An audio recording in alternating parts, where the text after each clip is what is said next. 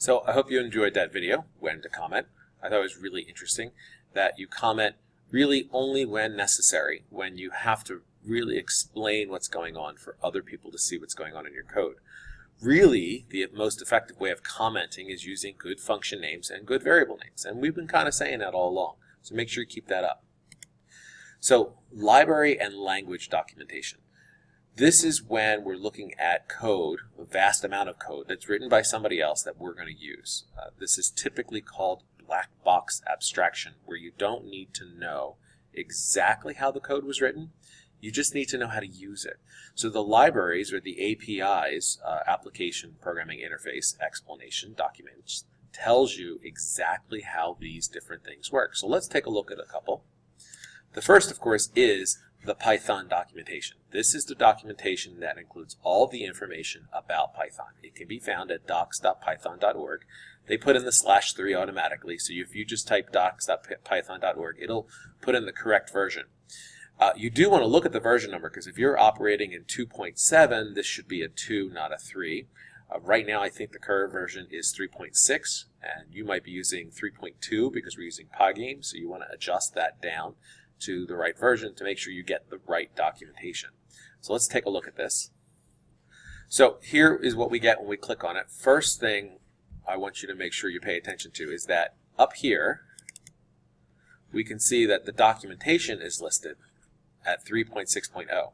We can end up changing this to a different value if we choose. So for example, I could change the drop down so it says 3.3.6, so it's a different version. So rather than just being stuck at 3.6, we can look at different versions of Python and make sure we're looking at the correct documentation for the version of Python that we're using. So make sure you do that. So I'm going to end up changing us back to the documentation of 3.6 because that's what happens to be there. And you'll notice there's a couple things in here. There is the tutorial, which is useful for learning Python. But what we're really interested in is the library reference, and this is kind of cute. Keep this under your pillow. This tells us all the different things that we can do inside of Python. This is every function call that we might need, every data type that we might need. This is everything we could possibly want to do in Python, all listed right here. So if you want to know how to do something and you weren't taught how to do it and you can't find a tutorial for it, this is where you would go. So for example, let's just pick something. Turtle graphics. This looks interesting. So turtle graphics, it's a way of introducing programming to kids. We can import turtle just like we import ear sketch. And then we have actions to do things like turtle forward and turtle right. So this is kind of fun. So we can write this little turtle program that draws a little turtle star. So I don't think this will work in ear sketch, but it will work in your Python IDL and IDE environment that we developed and downloaded earlier. So I'm just going to copy this.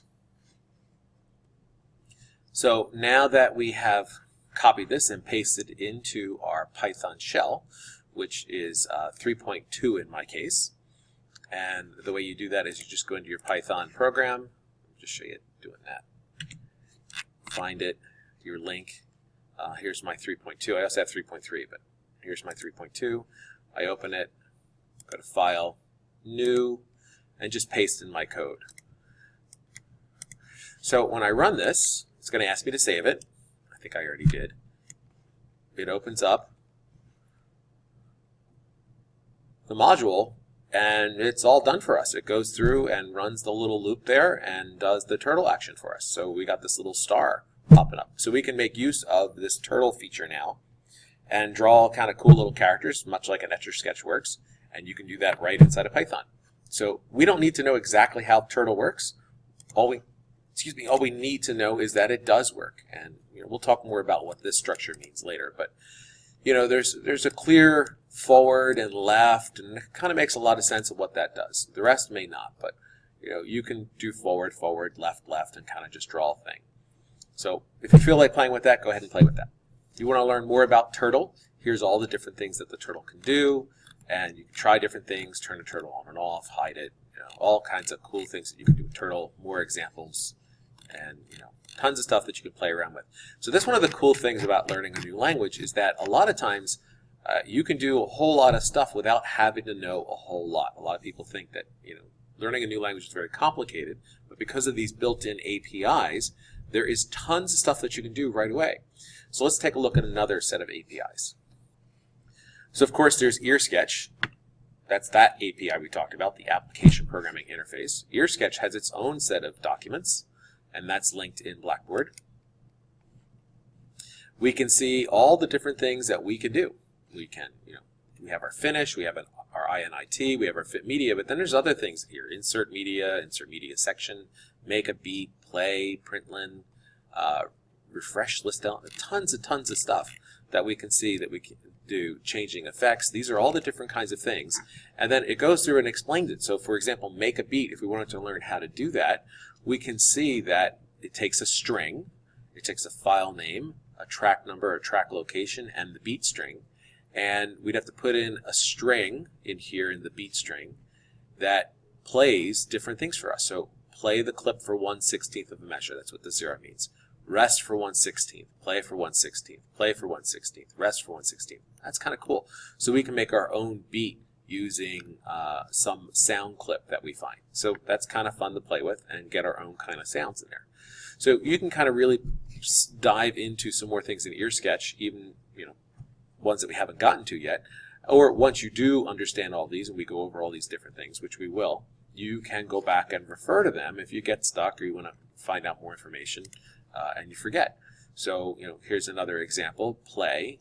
This tells the repeater, the Reaper project, to start playback. So it starts playing something back. We may not know what that is, so you'd have to go and look to see what that is, and you could do a search in the index and try to find out exactly what that is. So that is the EarSketch API.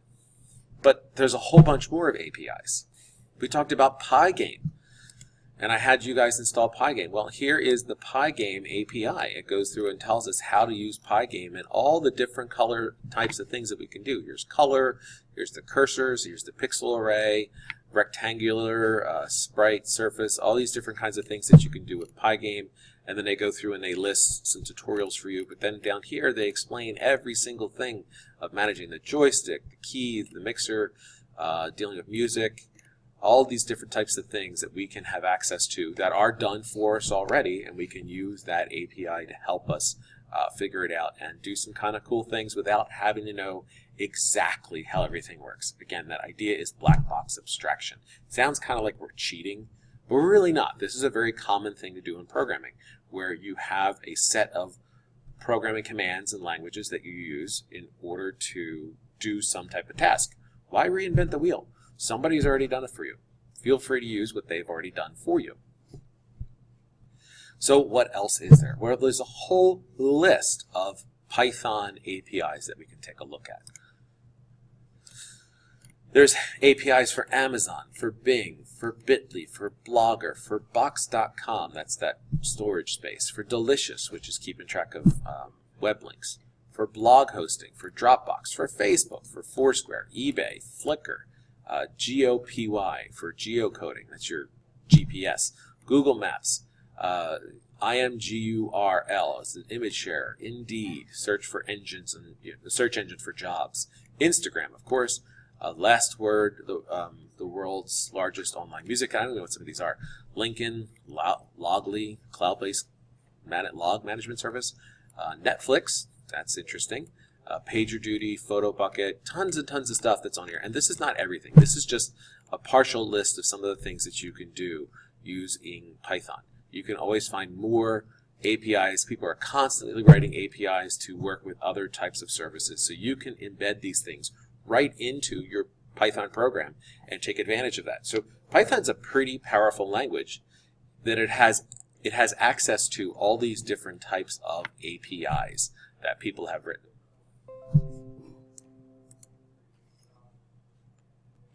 So what are you going to be doing now? Well, this is pretty simple. It's not really a practice assignment. What I want you to do is take a look at some of the APIs and explore them. Look at the game API, play with the turtle API, do a couple things, and come up with some type of code snippet or example that you found interesting, and I want you to paste it into or at least describe it, what you found in your research of the APIs, into the practice or the description there in the written exercises for the practice assignment for this lesson. So that's the end of our lesson. Never stop coding.